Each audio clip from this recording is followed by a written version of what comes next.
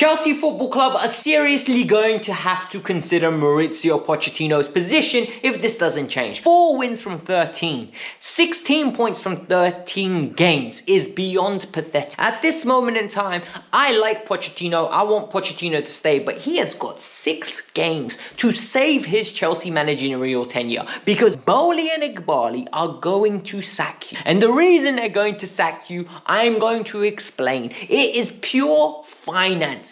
If Chelsea do not make the top 4, the ramifications are going to be nasty. And when I tell you nasty, I mean catastrophic. Because not only are we going to have to sell players, we're going to have to sell some of the players we want to keep, and some of the players some of you have got an infatuation about because they're from Cobham. Don't be surprised if somebody like Armando Broja, Reece James or Levi Colwell is moved on.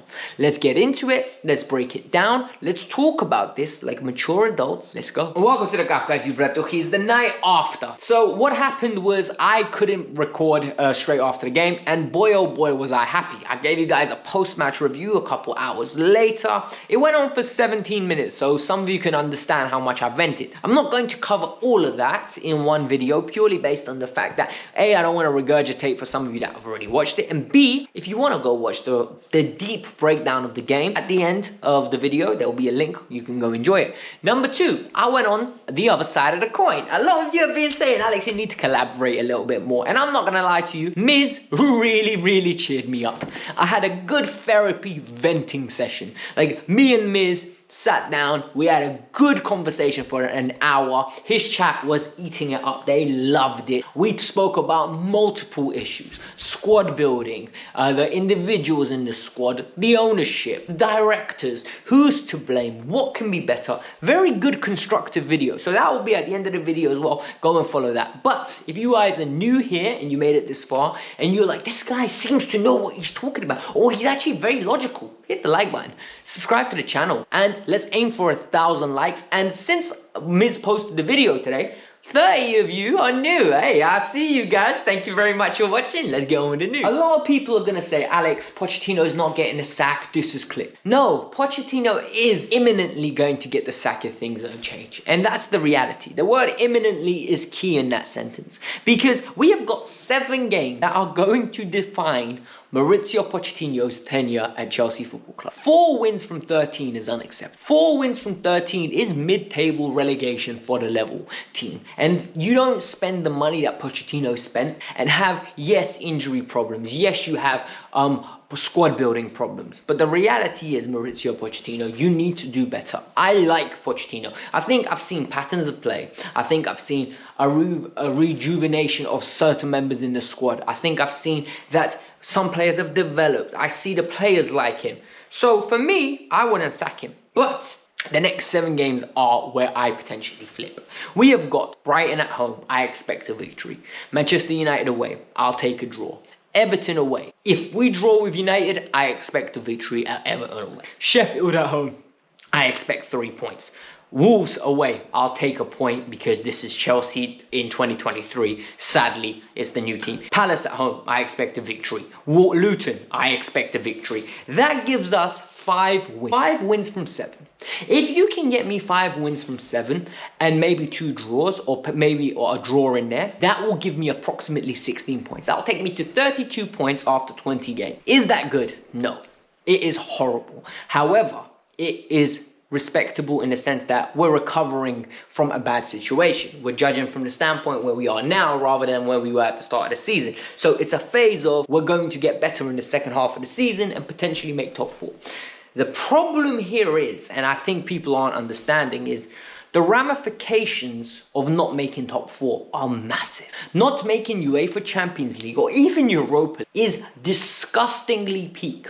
Like, think about it. We need to generate extra 60, 70 or 80 million pound worth of revenue just by being in the Champions League. The Champions League is integral for us to be self-sustained. We don't have Beyonce concerts. We don't have WWE SmackDown coming to Chelsea. We don't have Grand Prix or whatever they have at the Spurs Stadium. We don't have a stadium that is lucrative enough to be attracting people to want to record movies there, music videos videos, whatever all those other clubs do in their lovely stadiums. We don't have that. Because Stamford Bridge is not a modern stadium. It needs to be rejuvenated, it needs to be reinvested into, and we need to find other means of sources to generate income. It is basic finance. If we do not do that, it will impact us with sponsors. Look how difficult it was to find a sponsorship deal that was valuable enough to Chelsea Football Club for multi-years of guaranteed revenue of at least 40 to 50 million pounds. We couldn't, we struggled, we will continue to struggle if Chelsea do not wake up and smell the coffee. We need to act quick. Honestly, if there was a manager on the market that is realistic at the moment, I would think they would pull the trigger. The reality is they've pulled the trigger on Pochettino, Potter, Lampard, Tuchel. I don't think they're going to risk it with a fourth one. I think you keep Pochettino till the end of the season, and then if you don't make top 4, he needs to go. And that's just my personal opinion. I want to know yours. Speaking of the players, and yesterday I was very angry. I spoke about Thiago Silva, who's arguably my favorite player in the club. I spoke about Reece James. And what I don't like is expected sorries. And what I call that is, expected goals. These days, we have expected claps from Mason Mount. We've got expected runs made by Conor Gallagher. And we've got expected sorries whenever you lose. After the game, there's an expected sorries count I have. Let's see how many players come out with social media posts about how sorry they are. Well, today we've only had 2 that I've seen. We've seen Thiago Silva basically straight after the game. He wants to apologize to everybody. He wants to apologize to the fans, the players, his teammates, the ones that believe in him. So nice emotive speech.